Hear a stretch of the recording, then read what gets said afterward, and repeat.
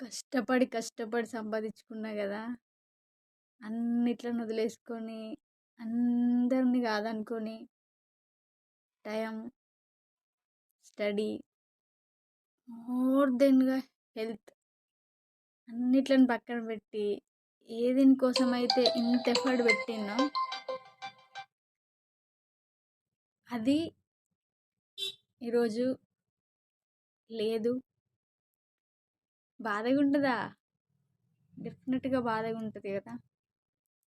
But రాసిపెట్టుంటే జరక్క మానదు. జరిగిన దాన్ని యాక్సెప్ట్ చేసేటంత ధైర్యం గిట్లా దేవుడిచ్చినందుకు నిజంగా దేవుడికి thank you very much. But okay. ఇప్పటి వరకు జరిగే అన్నిట్లని it's okay, it's okay, it's okay, it's okay అని నాకు నేను చెప్పుకుంటూ వాటిని దాటుతున్నా మెల్లిమెల్లిగా. ఇక ముందేమొచ్చినా తీసుకోలేనా? సావులు చూసినా, పుట్టుకలు చూసినా,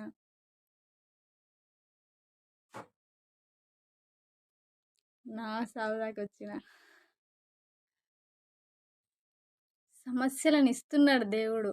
కానీ నా సమస్యల కంటే ఇంకా ఎక్కువ సమస్యలను, చాలా పెద్ద సమస్యను ఫేస్ చేసే వాళ్ళని నా ముందుంచుతున్నాడు. శిరీష, నువ్వు అనుభవించేది చాలా చిన్న బాధ, నీకొచ్చింది చాలా చిన్న కష్టం అని నాకు అర్థమయ్యేలాగా. ఒకప్పుడు చాలా చిన్న చిన్న సమస్యలకే, చాలా చిన్న చిన్న సమస్యలకే గుండె దడదడదా అని కొట్టుకుంటుండే. ఈరోజు నా నాది నాకే ఆలోచిస్తే నాది నాకే అనిపిస్తుంది. నేను ఇంత